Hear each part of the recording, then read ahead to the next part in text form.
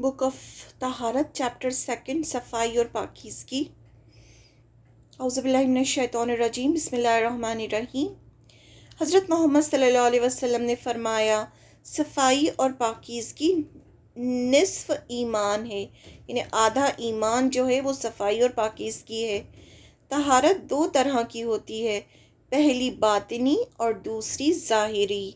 अब बातिनी तहारत क्या होती है? दो तरह की पाकीज़गी होती है, एक अंदर से और एक बाहर से।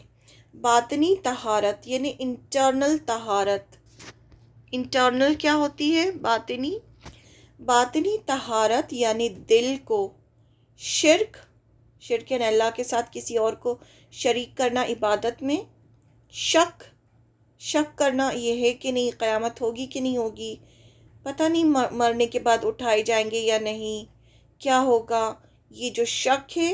हसद यानी दूसरे के पास इतना क्यों है, मेरे पास इतना क्यों नहीं। बुग़्ज़ कीना मतलब किसी के लिए बुग़्ज़ रखना, अपने दिल में बुराई रखना। गुस्सा, खयानत, तकब्बुर यानी प्राउड करना, खुद पसंदी यानी अपने आप को बहुत बड़ी चीज़ समझना, रियाकारी यानी शो ऑफ करना, यानी सारे नेगेटिव थॉट से पाक करना है। बातनी तहारत क्या है? ये सब जितनी भी गलत चीज़ें हैं, इससे अपने थॉट्स को, अपने दिल को साफ रखना, ये बातनी तहारत है। नफ्स को गुनाह और नाफरमानी से पाक साफ रखना। नफ्स क्या होता है? हमारा हम खुद होते हैं, जो हमारा ज़मीर होता है, उसको गुनाह से, क्योंकि उसको बहुत लज्जत मिलती है गुनाह करके, उसे बहुत खुशी होती है, तो उसको गुनाह से और नाफरमानी से यानी अल्लाह की नाफरमानी से पाक और साफ रखना, ये बातनी तहारत होती है, अंदर की सफाई। इसके लिए गुनाह और नाफरमानियों से सच्ची तौबा की ज़रूरत होती है। अब अगर कोई सोचता है कि इन सब चीज़ों से तो हम नहीं बच सकते और ये सब में से कुछ ना कुछ तो है हमारे अंदर, तो उसके लिए क्या करना चाहिए? उसके लिए तौबा और इस्तग़फ़ार करना चाहिए। इससे इंसान का दिल पाक हो जाता है और दूसरों के लिए अच्छा सोचने और अल्लाह के ज़िक्र करने से भी दिल पाक हो जाता है। अगर हम चाहते हैं कि हमारा दिल पाक साफ़ रहे तो क्या करना चाहिए? हमें बहुत ज़्यादा तौबा इस्तग़फ़ार करना चाहिए, बहुत ज़्यादा अल्लाह से माफ़ी मांगते रहना चाहिए, दूसरों के लिए अच्छा सोचना चाहिए। यानी अगर किसी ने कुछ किया भी है तो आप उसकी 10 अच्छी बातें सोचकर वो एक बात को नज़रअंदाज कर दें, उसे माफ़ कर दें। और अल्लाह के ज़िक्र करने से, और अल्लाह का ज़िक्र जब हम करते रहते हैं तब भी हमारा दिल एकदम पाक हो जाता है। सुबहान अल्लाह, अल्हम्दुलिल्लाह, सुबहान अल्लाह व बिहम्दिही, सुबहान अल्लाहिल अज़ीम, अल्लाहु अकबर। इस तरह का जो ज़िक्र करते हैं हम, उससे भी दिल पाक साफ़ रहता है और अंदर की सफाई होती है। अब ज़ाहिरी तहारत क्या है?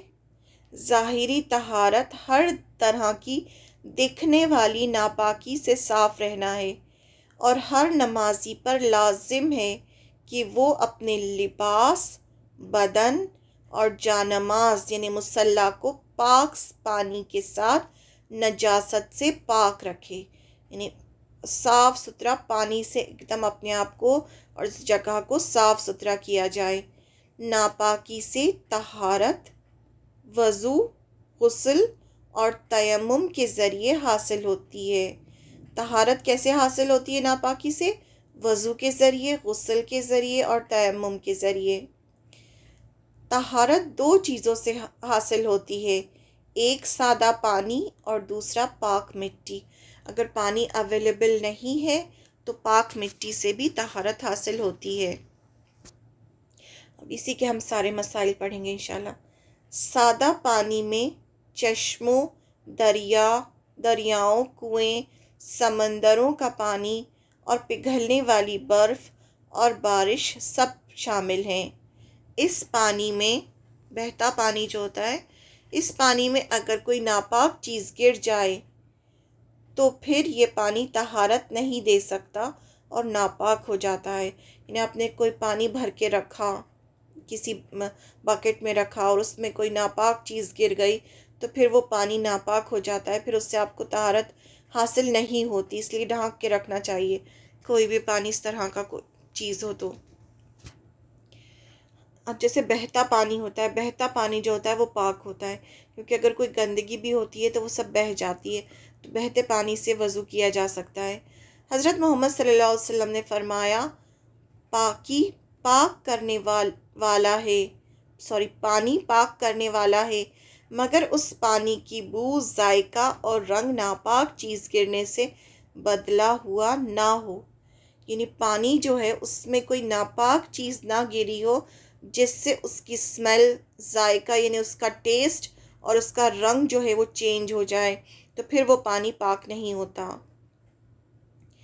نہ پانی میں سے بدبو آ رہی ہو، نہ اس کا رنگ تبدیل ہوا ہو اور نہ اس کا ذائقہ تبدیل ہوا ہو، تو وہ پانی پاک ہے۔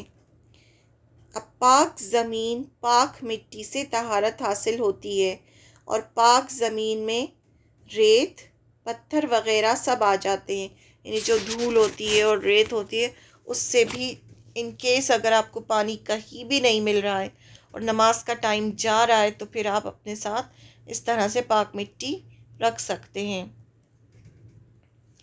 حدیث، حضرت محمد صلی اللہ علیہ وسلم نے فرمایا، زمین میرے لیے سجدہ گاہ ہے اور پاک کرنے والی بنائی گئی ہے، یعنی انسان زمین میں کہیں بھی نماز ادا کر سکتا ہے اور طہارت حاصل کر سکتا ہے زمین کی دھول سے۔ اگر پانی نہ ملے تو تیمم کیا جا سکتا ہے، مٹی سے پاکی حاصل کی جا سکتی ہے۔ ان کیس اگر پانی نہیں ہے تو پھر پاک مٹی سے بھی انسان پاکیزگی حاصل کر سکتا ہے۔ اب نجاست، گندگی کیا ہے؟ جسم سے نکلنے والی غلاظت، جیسے پیشاب، مزی، ودی اور منی وغیرہ، یہ سب نجاست ہیں۔ اسی طرح جانوروں کے پیشاب، گوبر اور لید بھی ناپاک ہیں۔ بہنے والا خون، پیپ یعنی پس اور بدبودار چیز ناپاک ہے۔ یہ سب چیزیں ناپاک چیز ہوتی ہیں، اس سے جسم کو پاک رکھنا ضروری ہے۔ حدیث، طہارت سے غفلت برتنے سے قبر کا عذاب ہوتا ہے۔ اگر انسان طہارت سے غفلت برتے یعنی غافل رہے، طہارت کا دھیان نہیں دے، تو قبر کا عذاب ہوتا ہے۔ حدیث ہے، حضرت ابن عباس رضی اللہ عنہ کہتے ہیں کہ رسول اللہ صلی اللہ علیہ وسلم نے فرمایا، قبر میں زیادہ تر عذاب پیشاب کے معاملے میں ہوتا ہے، لہٰذا اس سے احتیاط کرو۔ ہمیں بچوں کو ٹرین کرنا چاہیے کہ باتھ روم میں بیٹھ کر پیشاب وغیرہ سے فارغ ہو کر پانی سے ہاتھ ضرور دھوئیں۔ پیشاب کی چھینٹے والے کپڑوں سے نماز قبول نہیں ہوتی، اس میں بھی بہت احتیاط کرنے کی ضرورت ہے۔ قبر کے عذاب سے بچنے کے لیے پیشاب کرنے کے بعد طہارت میں غفلت نہیں برتنی چاہیے۔ انسان کو جب انسان واش روم جاتا ہے تو اس کے کپڑوں پر کسی بھی نجاست کی چھینٹیں نہیں پڑنا چاہیے، ورنہ آپ کے کپڑے ناپاک ہو جاتے ہیں اور انسان کا جسم بھی ناپاک رہتا ہے، پھر اس میں نماز بھی نہیں ہوتی۔ اور پھر جو اس سے غافل رہتا ہے، یعنی ایسی حالت میں نمازیں ادا کرتا ہے اور ہمیشہ ناپاک رہتا ہے، تو اس کے لیے قبر میں عذاب ہوتا ہے۔ یہ اتنی خطرناک چیز ہے یہ۔ طہارت کی فضیلت، طہارت نصف ایمان ہے۔ امام مالک اشعری رضی اللہ عنہ کہتے ہیں کہ رسول اللہ صلی اللہ علیہ وسلم نے فرمایا، طہارت آدھا ایمان ہے۔ ہمارا جو ایمان ہے اس کا آدھا جو حصہ ہے وہ طہارت ہے، یعنی پاک صاف رہنا اندر اور باہر سے۔ ایک بار الحمدللہ کہنا ترازو کو بھر دیتا ہے۔ سبحان اللہ اور الحمدللہ کہنا زمین اور آسمان کے درمیان ساری جگہ کو نیکیوں سے بھر دیتا ہے۔ نماز دنیا اور آخرت میں چہرے کا نور ہے۔ صدقہ روز قیامت نجات کا ذریعہ ہے۔ صبر روشنی ہے۔ قرآن مجید روز قیامت تیرے حق میں یا تیرے خلاف گواہی دے گا۔ ہر آدمی صبح اٹھتا ہے، تو اس کی جان گروی ہوتی ہے، جسے یا تو وہ نیکی کر کے آزاد کرا لیتا ہے یا گناہ کر کے ہلاک کر دیتا ہے۔ وضو۔ کوئی بھی نماز وضو کے بغیر قبول نہیں ہوتی۔ جب ہم رات کو سونے جائیں تب بھی ہم کو وضو کر کے سونا چاہیے۔ When you go to bed to وضو as for prayer۔ جیسے نماز کے لیے وضو کرتے ہیں ویسے ہی وضو کر کے سونا چاہیے۔ وضو کرنے سے ہاتھ، منہ اور پاؤں کے تمام صغیرہ گناہ معاف ہو جاتے ہیں۔ جو ہم چھوٹے چھوٹے گناہ کرتے ہیں جس کا ہمیں پتہ بھی نہیں ہوتا، لیکن جب ہم وضو کرتے ہیں تو وہ گناہ اللہ تعالیٰ معاف کر دیتے ہیں۔ رسول اللہ صلی اللہ علیہ وسلم نے فرمایا، جب آدمی وضو کرنے کے لیے کلی کرتا ہے تو اس کے منہ کے صغیرہ گناہ ختم ہو جاتے ہیں۔ جب ناک صاف کرتا ہے تو ناک کے صغیرہ گناہ معاف ہو جاتے ہیں۔ جب چہرہ دھوتا ہے تو چہرے کے صغیرہ گناہ معاف ہو جاتے ہیں، یہاں تک کہ آنکھوں کے پلکوں کے گناہ ختم ہو جاتے ہیں۔ پھر جب ہاتھ دھوتا ہے تو ہاتھ کے صغیرہ گناہ ختم ہو جاتے ہیں، یہاں تک کہ ناخنوں کے نیچے سے بھی گناہ مٹ جاتے ہیں۔ پھر جب آدمی سر کا مسح کرتا ہے تو سر کے صغیرہ گناہ معاف ہو جاتے ہیں۔ یعنی پورے وضو کرنے سے اس کے سارے صغیرہ گناہ، چھوٹے چھوٹے گناہ معاف ہو جاتے ہیں، یہاں تک کہ کانوں کے گناہ بھی مٹ جاتے ہیں۔ جب پاؤں دھوتا ہے تو پاؤں کے گناہ معاف ہو جاتے ہیں، یہاں تک کہ پاؤں کے ناخنوں سے بھی گناہ نکل جاتے ہیں۔ وضو کرنے کے بعد یعنی آدمی مسجد کی طرف آتا ہے اور نماز پڑھتا ہے تو یہ سارے اعمال اس کی نیکی میں اضافہ یعنی بلند درجات کا باعث بنتے ہیں۔ یعنی یہ سب چیزیں جو ہیں اس کو بلند درجہ عطا فرماتی ہیں۔ طہارت کی اہمیت۔ طہارت کے بغیر نماز نہیں ہوتی۔ حضرت عبداللہ بن عمر رضی اللہ عنہ کہتے ہیں کہ میں نے رسول اللہ صلی اللہ علیہ وسلم کو فرماتے ہوئے سنا ہے، اللہ طہارت کے بغیر نماز قبول نہیں فرماتے اور مال غنیمت سے چوری کیے ہوئے مال کا صدقہ قبول نہیں فرماتے۔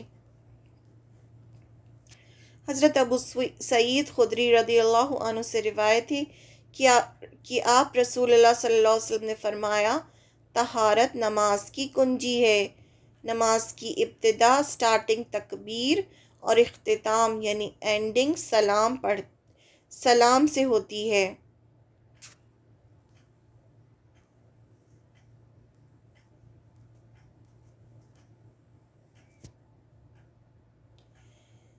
پیشاب کرنے کے بعد طہارت سے غفلت برتنے پر عذاب قبر ہوتا ہے۔ حضرت عبداللہ بن عباس رضی اللہ عنہ کہتے ہیں، رسول اللہ صلی اللہ علیہ وسلم نے فرمایا، قبر میں زیادہ تر عذاب پیشاب کے معاملے میں ہوتا ہے، لہٰذا اس سے احتیاط کرو۔